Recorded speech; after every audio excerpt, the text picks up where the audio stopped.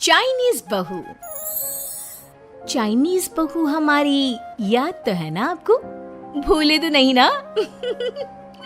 हाँ भाई, थोड़ी देर में ही सही, लेकिन चाइनीज बहू की कहानी आ ही गई। क्या हो रहा है ये देश में? चाइना ने तो आतंक ही मचा रखा है। अरे क्या हो गया? क्यों चाइना को कोसता रहता है? भूल मत, तेरी ससुराल चाइना की ही है। हाँ माँ, पर ये देखना, लड़ाई झगड़े, ये बीमारी, ऊपर से ये देश कितना चालाक है, अंदर न जाने क्या क्या करता रहता है। तभी अंदर से बहू की चिल्लाने की आवाज आती है। अरे क्या हो गया बहू, क्यों चिल्ला रही है? माँ जी, ये देखिए, ये रूस ने यूक्रेन की हालत क्या कर दी है। ऊपर से चाइना में डर बड़ा लॉकडाउन लग गया है। माँ जी, अब क्या किया जाए? अरे तो तुम लोगों को क्या परेशानी हो रही है, मैं तो यही नहीं समझ पा रही हूँ। वो क्या है ना माँ, हम लोग चाइना जाने की सोच रहे थे, सांगसू के भाई की शादी है। तो क्या? अरे कौन सा उन लोगों के यहाँ भाई घोड़ी चढ़ता है जो बहन काजल लगा कर नेक लगी? माँ जी, उसकी आंखें बहुत छोटी छोटी है, उसमें या तो पुतली रह सकती है या काजल। साले की पुतली निकाल कर काजल लगा दो, अंधा कहीं का। क्या क्या बोले तुम मेरे भाई के बारे में? अरे नहीं नहीं बहू, वो तो बोल रहा था कि तुझे नेग मिल जाएगा। हाँ, बहन है ना तो उसकी।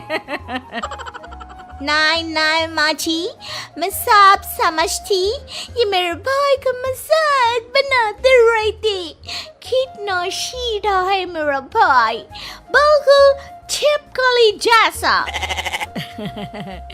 नहीं नहीं बहू, सीधा गाय जैसा होता है।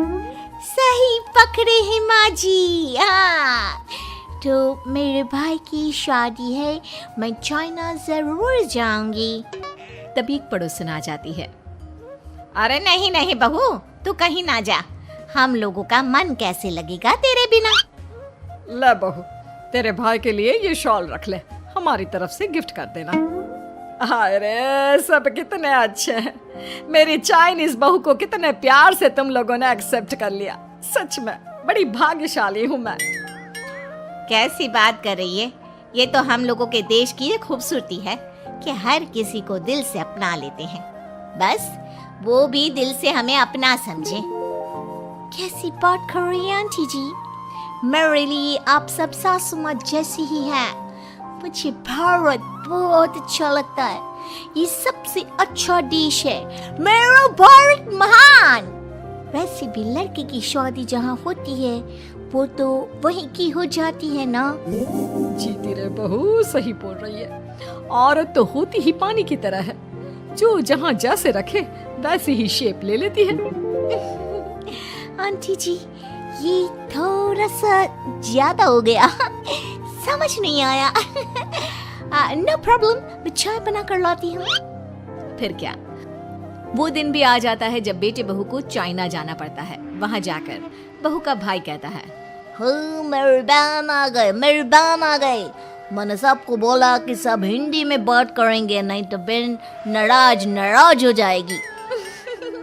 थैंक्स बॉय, हिंदी मेरी भाषा है, आप मुझे उसमें बात करना अच्छा लगता है। आपने जीजा जी से मिलो। ओ बहन, तुम अंदर चलो। सभी बहू को अंदर लेकर चले जाते हैं, लेकिन सांगसू का पति, वो तो बेचारा चाइना के ससुराल के आंगन में अकेला खड़ा रहता है। काफी देर तक जब कोई उसे नहीं पूछता तो वो माँ को घर पर फोन करता है। हाँ बेटा, पहुँच गए ना कुशल मंगल? हाँ माँ, लेकिन सांगसू पता नहीं कहाँ है, वो तो अंदर गई है, तब से बाहर आई ही नहीं। अरे कैसी बात कर रहा है? तो तू अंदर चला जा, तू बाहर क्यों है? अरे दामाद है तू वहाँ का, उन लोगों ने तुझे बिठाया, चाय पानी कुछ नहीं पूछा? नहीं ना माँ। तभी सामने से सांगसू आती है। क्यों आप अभी तक तैयार नहीं हुए? और ये बैग लेकर क्यों कमरे से बाहर आए? इसे वहीं रख देते। कमरा? कौन सा कमरा? अरे कैसी बात कर रही हो? जब से तुम अंदर गई हो मैं बाहर ही तो खड़ा हूँ। बहू को बहुत हैरानी होती है और गुस्सा भी आता है। तभी उसका भाई और माँ आ जाते हैं। और सांगसू, अंदर खाना लग गया है। पहले ये बताओ कि मेरे पति को किसी ने खाना या पानी क्यों नहीं पूछा? वो भारत से ससुराल पहली बार आया है, वो भी मेरे कहने पर। उनकी इज्जत क्यों नहीं की? देख बेटी, तूने जबरदस्ती जिद में शादी की थी तो हम लोगों ने कर दी, लेकिन अब तुम ये सोचो, पूरी चाइना में मैं इस इंडियन को अपना दामाद बताऊं? So sorry. हाँ संगसू, और तुम भी चुप रहना, नहीं तो वो लोग मेरी शादी तोड़ देंगे। ओह, ऐसी बात है। कोई बात नहीं, मैं बाहर होटल में रह लेता हूँ, तुम वही करो जो ये लोग चाहते हैं। कैसी बात कर रहे हो? शादी के बाद पति जैसा भी हो, जो भी हो, पति होता है। वैसे भी तुम्हारे पूरे परिवार ने, सबने बिना सोचे मेरा साथ दिया, मुझे एक्सेप्ट किया, प्यार किया। मैं अपने देश में आपको अकेला कैसे छोड़ सकती हूँ? ये हिंदी फिल्म का ड्रामा बंद करो, मैं अभी अब बर्दाश्त नहीं करूँगी। चुपचाप अंदर चलो, नहीं तो ये शादी वादी यहीं खत्म करके इसे अकेले ही इंडिया जाना पड़ेगा।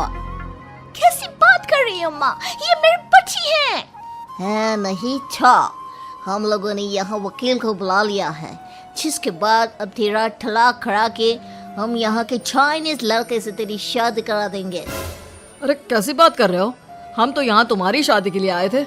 नहीं, मैं सांगसू के बिना नहीं रह सकता हूँ।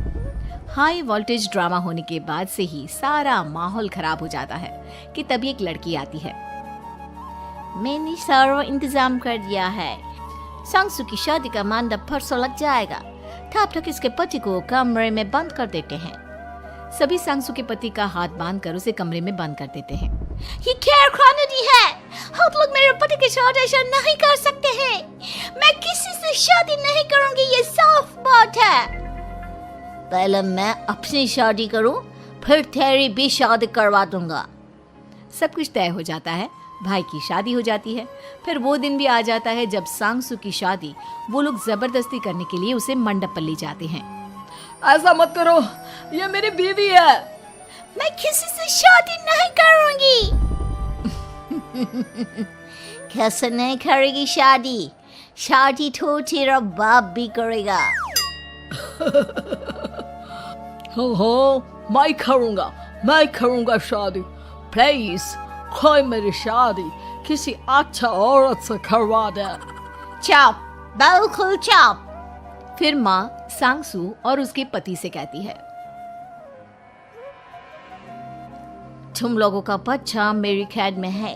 अगर तुम लोगों ने कोई भी होशियारी की तो मैं इस बच्चे को मार दूंगी। दोनों माँ का रूप देखकर हैरान हो जाते हैं। बच्चे की खातिर दोनों शांत हो जाते हैं और शादी की रस्में शुरू हो जाती है कि तभी सांगसू की सास पुलिस के साथ आ जाती है। माँ, सरसू माँ आ गई, मेरी माँ आ गई। माँ प्लीज हम लोगों को बचाकर वापस ले चलो। पुलिस सभी को गिरफ्तार कर लेती है। बेटी के बच्चे को मारने की धमकी तो कोई चुड़ैल ही दे सकती है। अरे तो ये चुड़ैल ही तो है। ये सही बोल रहे हैं, ये औरत किसी चुड़ैल से कम नहीं है। तभी उन लोगों का बच्चा भी आकर सांगसू के गले लग जाता है। माँ, तू सही समय पर आ गई, लेकिन तुझे कैसे पता चला कि यहाँ ये सब हो रहा है? बेटा, ये चाइनीज लोग ना होते ही धोखेबाज हैं। इन लोगों पर मुझे भरोसा नहीं था, इसलिए मैंने तेरे फोन को हमेशा के लिए मेरे फोन से अटैच कर दिया था, जिससे तेरे आसपास होने वाली सारी बात मैं सुनती रहूं। उस दिन भी मेरी तेरी बात हो रही थी तो तेरा फोन ऑन था, मैं सब समझ गई थी। मुझे माफ कर दो। नहीं, बिल्कुल नहीं। चलिए माँ जी, इंडिया वापस चलते हैं। आज के बाद मैं यहाँ कभी नहीं आऊँ।